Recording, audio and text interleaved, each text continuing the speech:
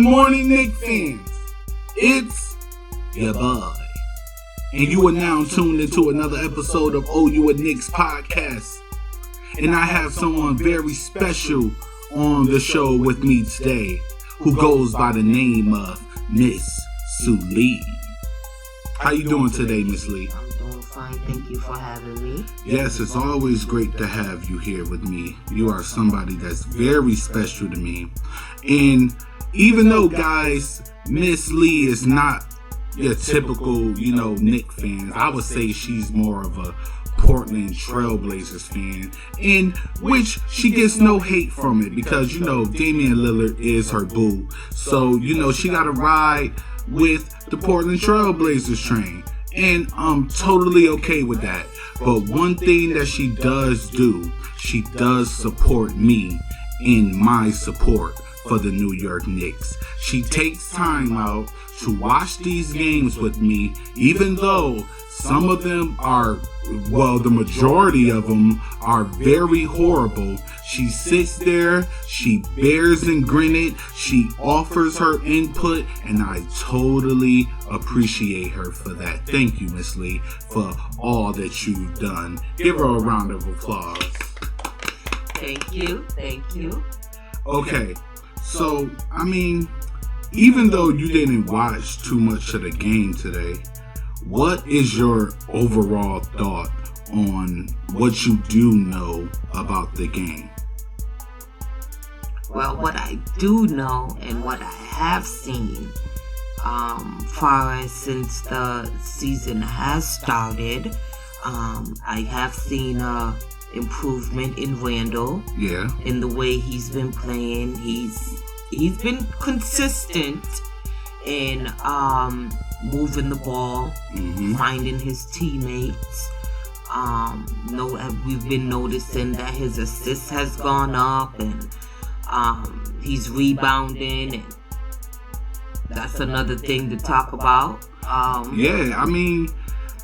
Overall, Julius Randle has been, doing his thing. He finished tonight with 30 points, 5 assists, 7 rebounds, and overall, he looked like the leader of this team. And I believe that coming into the season with a new coach in Tom Thibodeau, I believe that, he embraced the role that Tom Thibodeau was going to give him. And it's amazing to see, what Julius Randle has really come from, because, this kid, he's putting up amazing numbers. 22 points a game, 11 rebounds, 7 assists. He's basically controlling the game every time he plays. And he's ranked number 2 in the league in minutes. So, it's becoming a toll on him. I've seen that, and a person can take but so much at a time, especially if you have players on the team that is capable of scoring as well.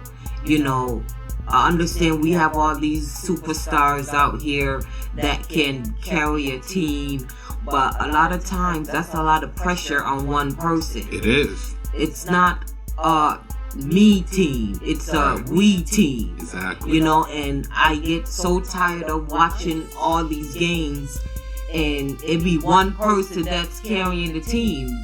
That's not what a team is. It's not.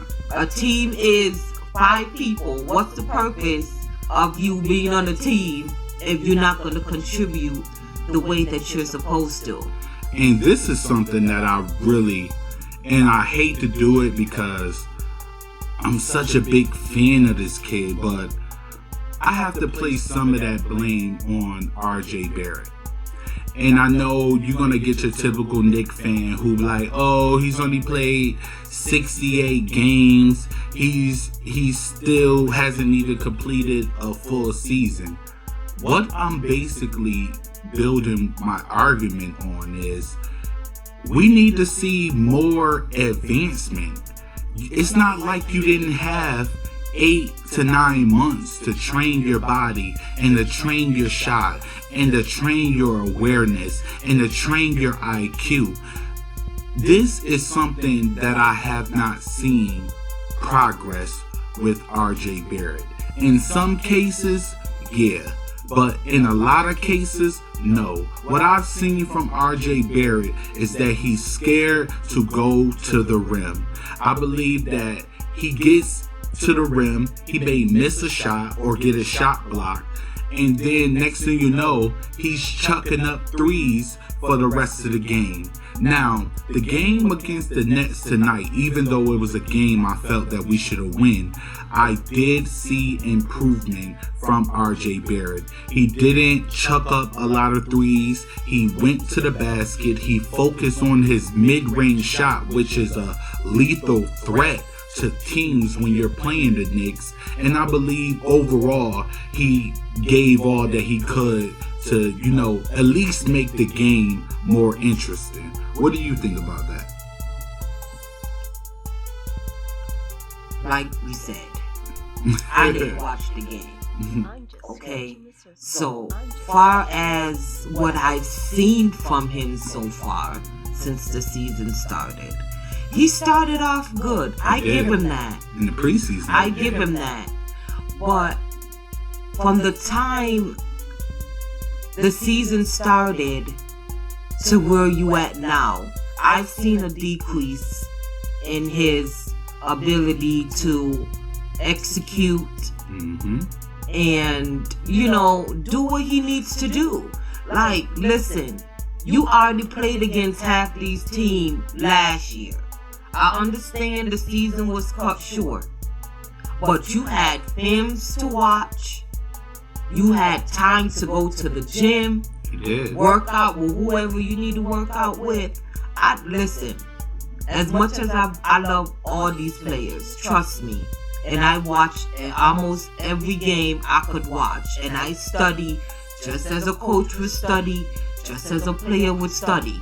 Listen, I'm the type, if you ain't producing for me, you're behind going on the bench. So, and I said, wait, hold on. You're going on the bench. Are you saying that RJ Barrett needs to be benched? Listen, you need to go sit your behind down until you figure out what you really want to do. She sound like me. Because if you're not coming here to win, I don't need you. Okay. I'm the type, listen, regardless of the fact the coach don't want to play rookies or want to play first-time players or whatever the case may be. If these players can play, put their behind on that court. How can you develop them if you don't use them? Right.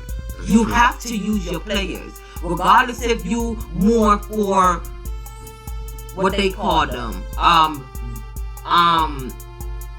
What, role players? No, not the role players. What, 6 man or something? No, what they call them. The ones that been there forever. Oh, veterans. Veterans. Listen, them niggas getting old. I'm sorry, maybe I can't use that word. But veterans, they get old. They do. So, you need to utilize your young players. You won't know what they're capable of until you use them. So, okay.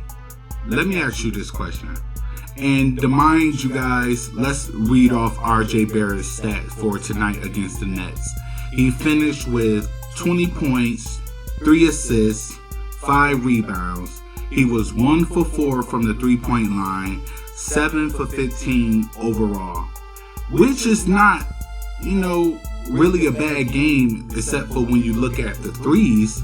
But, let's be honest here.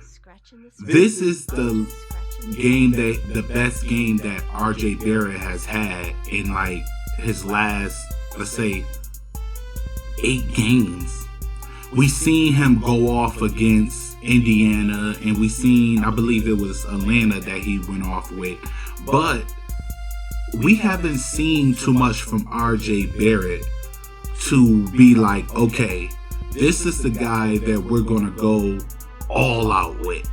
This is the guy who we're going to put the ball in his hand and say, take us to the promised land. And although he's only 20 years old, I felt that last year he had that type of swag to him to where he felt like he could do anything. And even though his shot was off and his free throws was off, which he has improved, we have to give him credit on that. His free throws, has improved. But overall, I feel like he regressed and went back into a shell that we never knew that he even had. It seems like he's scared to go to the rim. It feels like once he goes to the rim, he doesn't have enough jump to be able to make the accurate shot in order to get it done. Or he's getting his shot blocked. But the mid-range for RJ Barrett is something that I feel that he can really be an asset to the Knicks with. Also, Julius Randle, they both have a killer mid-range, but right now what we need is our three-point shooters up. And that's what's going to lead me to Immanuel Quickley. My God. 20 points. 19 points for the game. 3 assists, 2 rebounds, 3 of 6 from the 3-point range, 7 for 15 also. This kid is marvelous. I don't understand for 1 second why Tom Thibodeau haven't put this boy on that starting lineup. It's apparent that Austin Rivers he's not going to get it done for us. And I'm pretty sure that a lot of my Knicks fans out here can agree with me that Immanuel Quickley does need to start. How do you feel about Immanuel Quickley? Because I know that you watched a couple of games with Immanuel Quickley. I think that kid he's marvelous. Yeah. The things that he come out, that's one thing with him. When he comes off that bench, he gives the whole team a whole different vibe. Right.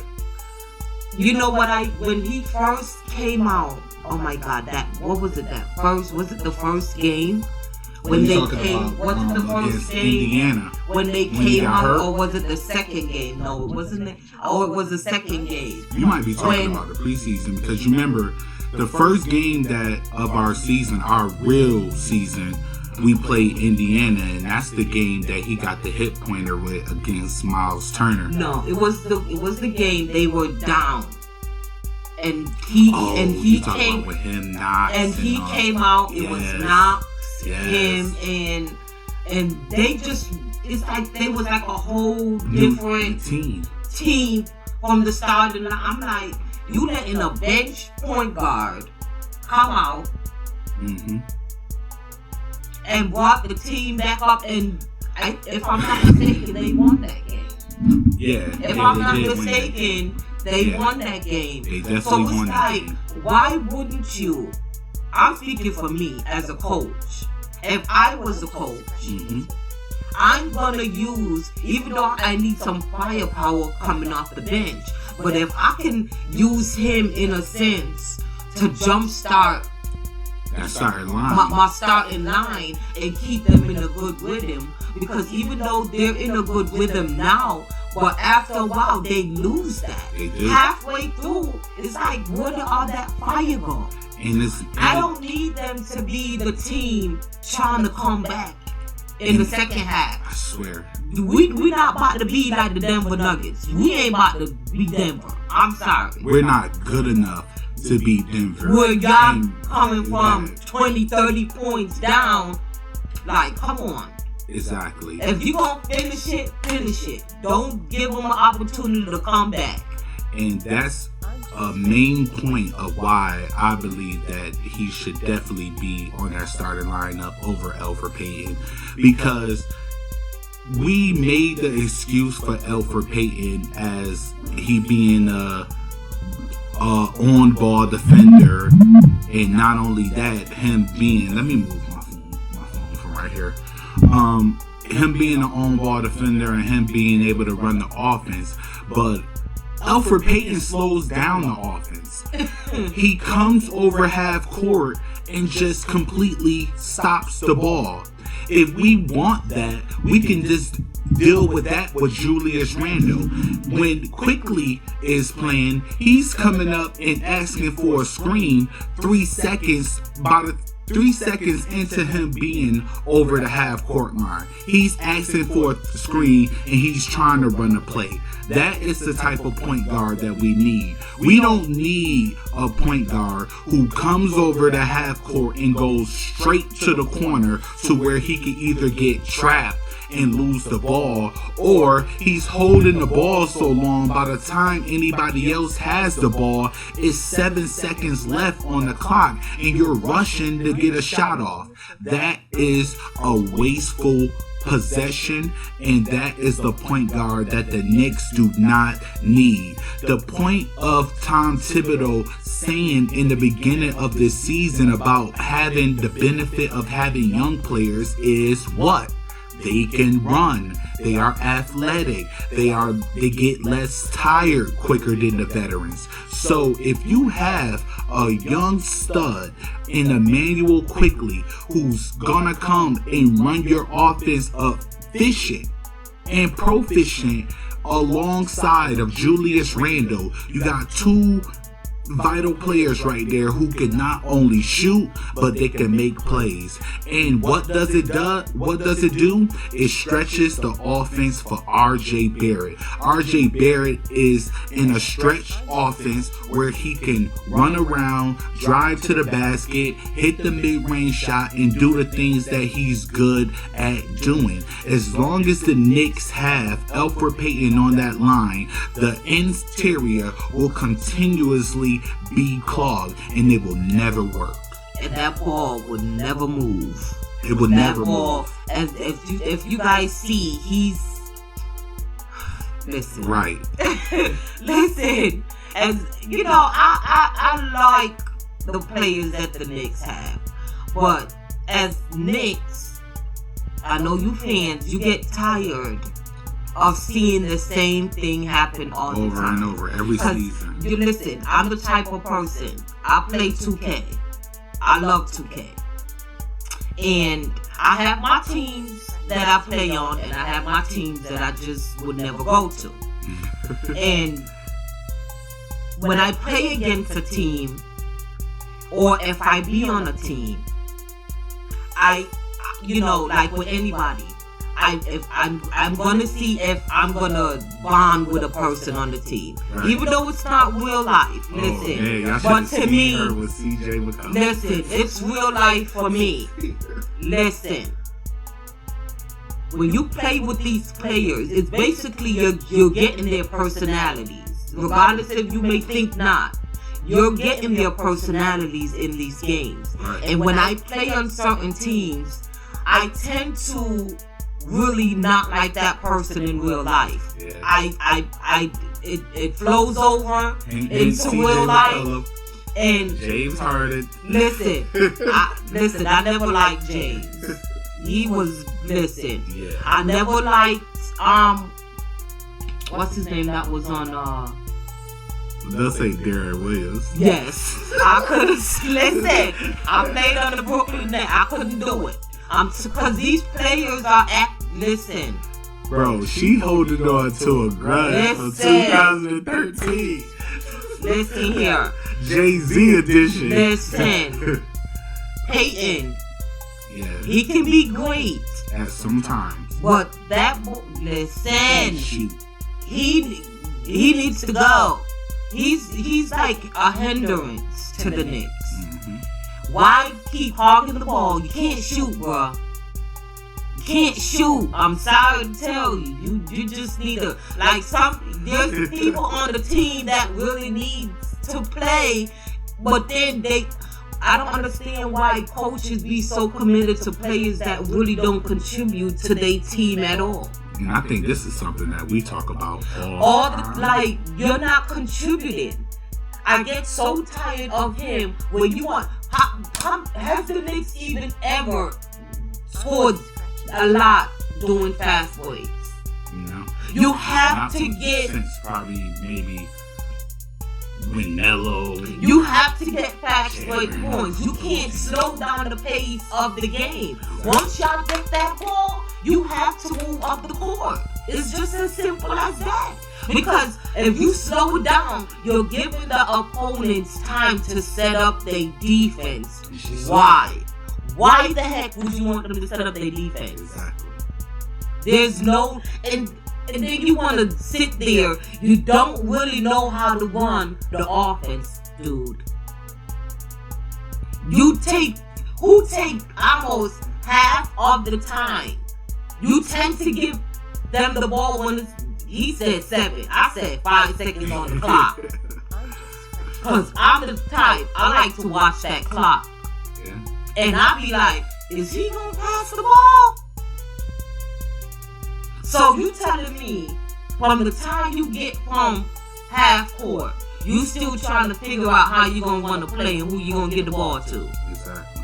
So your teammates be half the time just standing there. They like, I'm not about to keep moving because you gonna take like half the time. How many times I've actually seen RJ Barrett begging for the ball. I've seen him open so many times. And I'm like, is he going to pass this kid the ball or what? And I have to admit that Julius Randle used to do it a lot, but now I see... He learned. Yeah, he learned. The thing about it is, you have to progress in this game. Yes. If you don't progress, I be like, what in the world was these kids doing? Like... I've seen so many players from their first. Some of them come out their first year and they just dominate. Ja Morant. And then some that didn't come out and dominate the first year. They showed up their second year. Jaylen Brown. Even Zion, the little bit of games he had to play, he came out and showed what he could do. And majority of the time, the boy was hurt.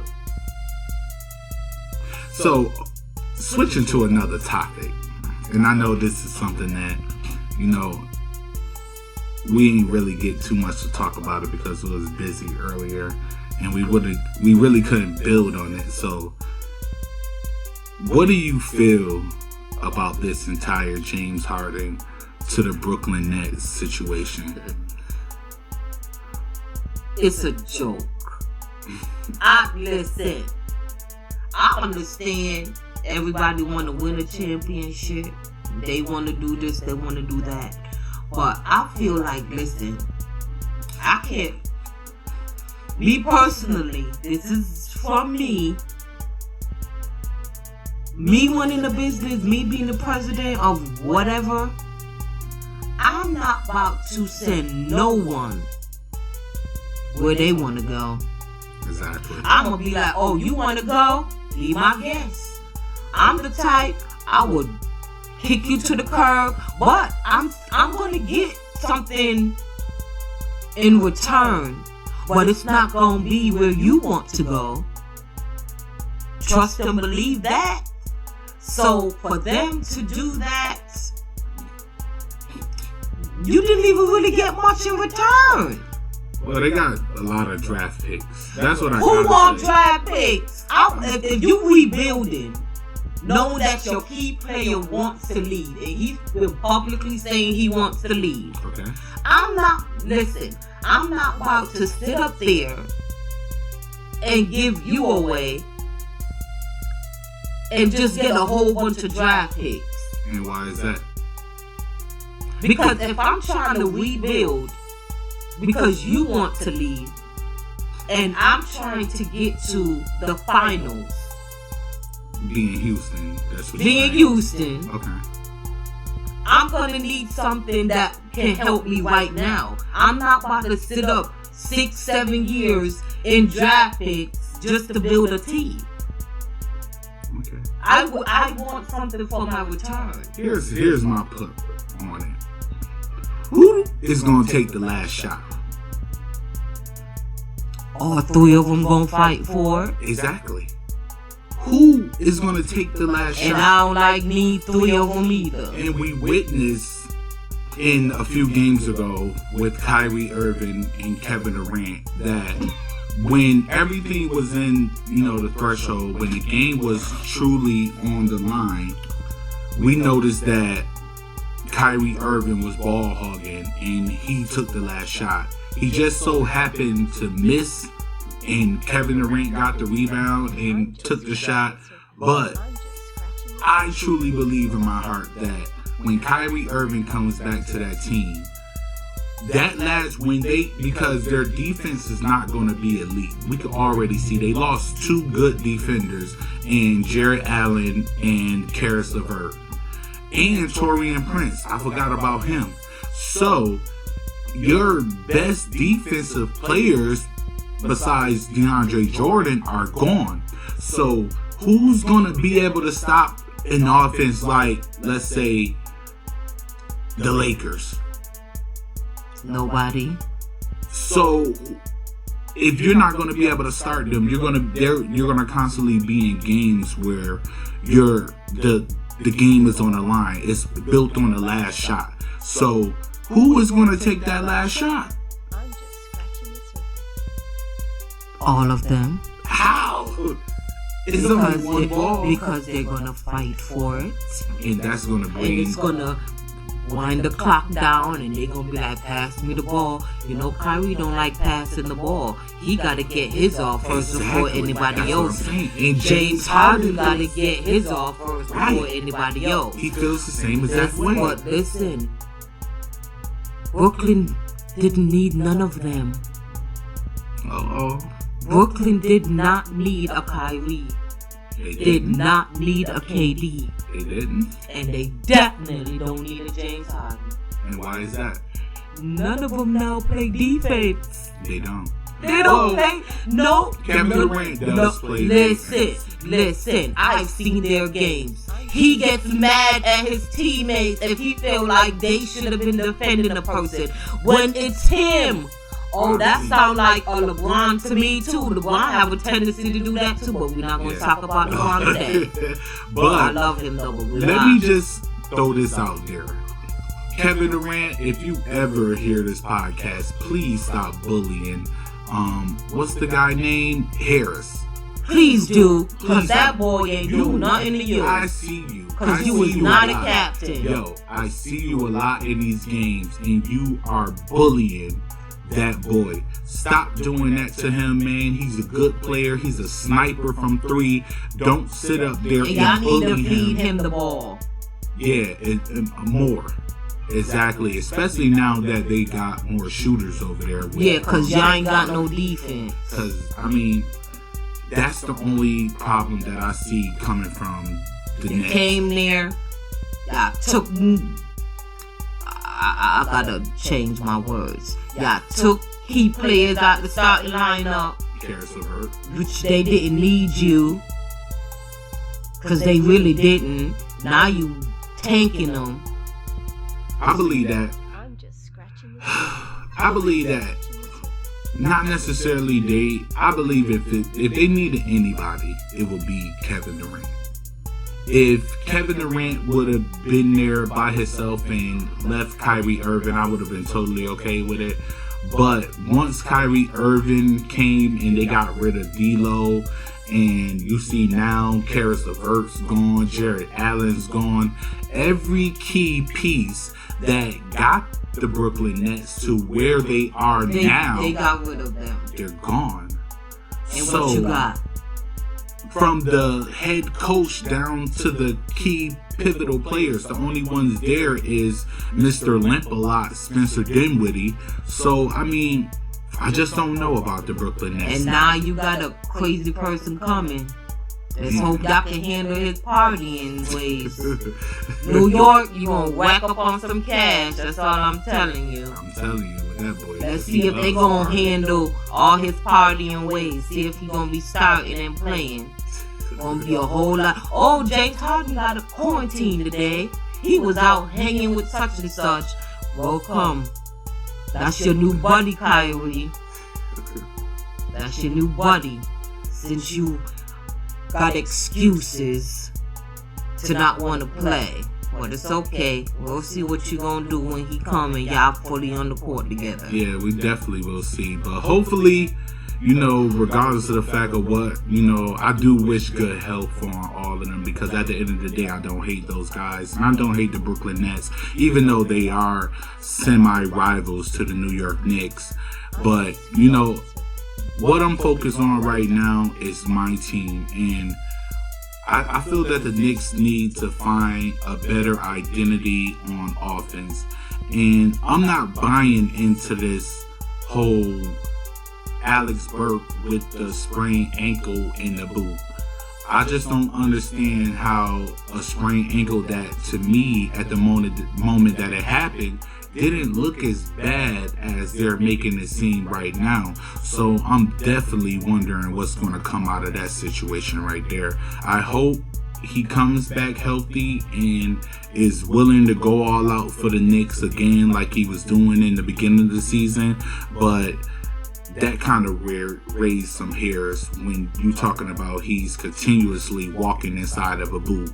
And where's Dennis Smith Jr.? He's totally disappeared. Nowhere to be found. Frank Ntilikina totally disappeared. We only got to see Obi Toppin for 1 minute this game. That is sad. That is sad, Knicks. We have to do better. We have to find a way to score. And one of those being, we need Emmanuel Quickley and, in my opinion, Kevin Knox to be on that starting lineup. I believe Kevin Knox have shown enough in these last few games that he's capable of defending and being that 3-and-D player that we need Kevin Knox to be. Even though, he does have his mishaps, I believe that Kevin Knox is that dude. And he needs to get off of that bench and be on that starting lineup. And I feel, I'm not sure, but for me, I just need them to just have confidence.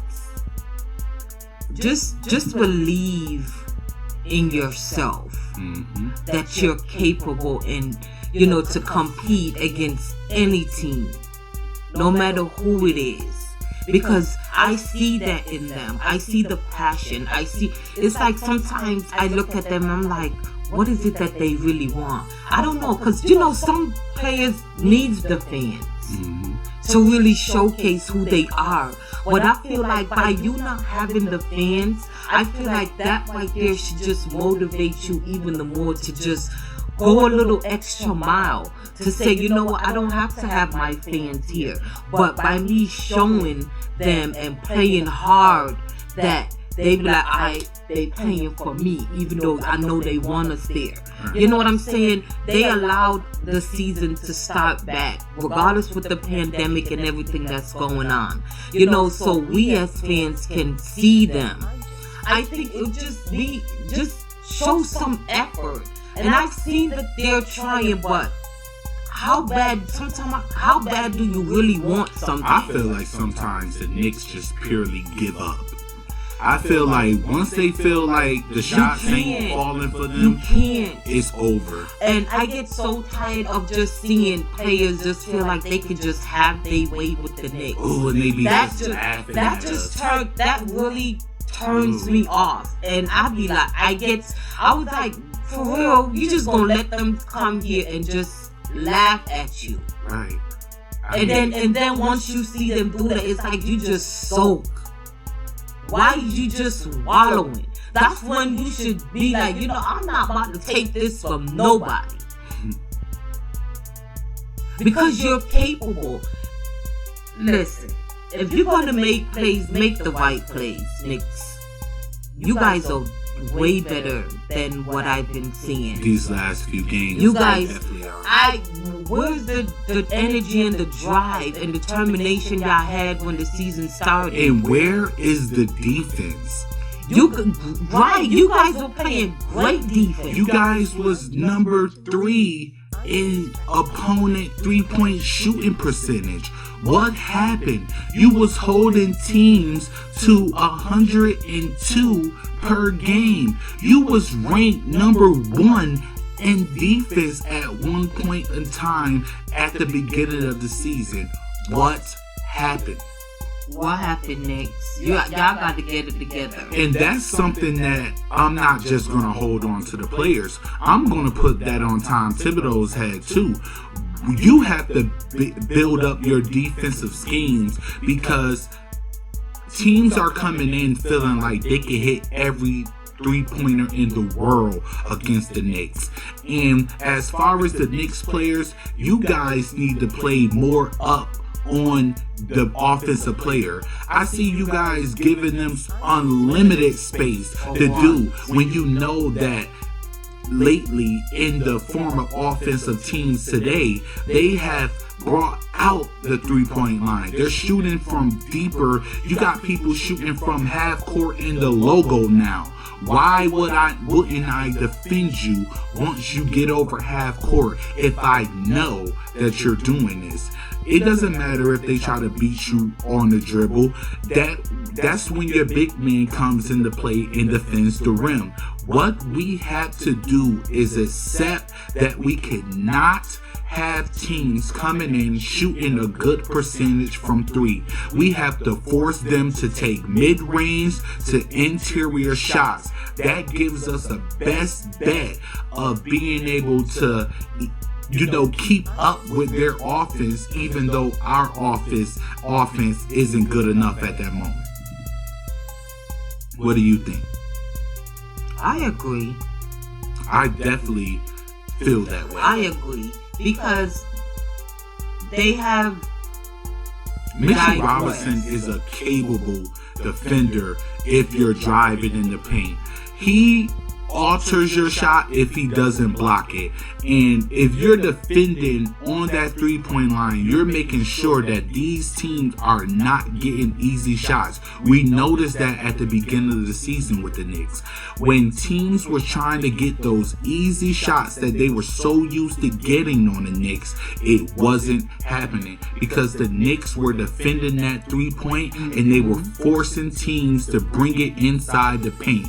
And what happened when they did that? They was met by either Mitchell Robinson or Noel, and the shot was either blocked or altered. Not gonna say that teams didn't get inside of the paint and score.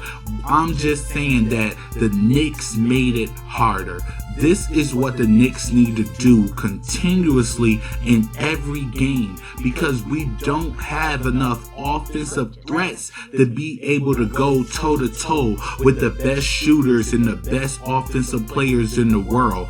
What is going to take for us to win games is our defense. If we don't come in with a defensive mind and able to get fast break points, easy points, then we will forever be at the bottom of the league.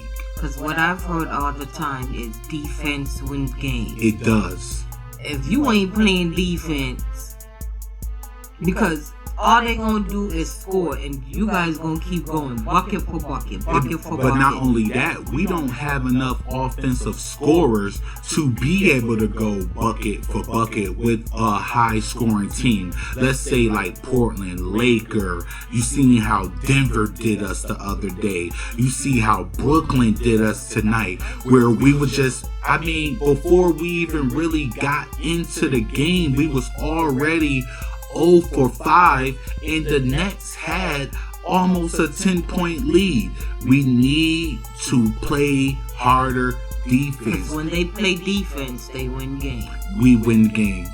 Well, folks, we're not going to hold you guys up here too much longer. We've completed our status quo on how long we should be recording our podcast. So we're going to definitely let you guys go. But make sure, if you're new to this podcast, make sure that you like and subscribe. Make sure that you check us out on Twitter at OU a Knicks fan page. And you got anything to say? No, just keep tuning in. Just keep tuning in. Make sure that you guys like and subscribe. Hit that notification buttons. Get in tune with us. And make sure that you're here with us every week. Because we're going to continuously drop this fire for you guys. Well, until next time, folks, stay blessed.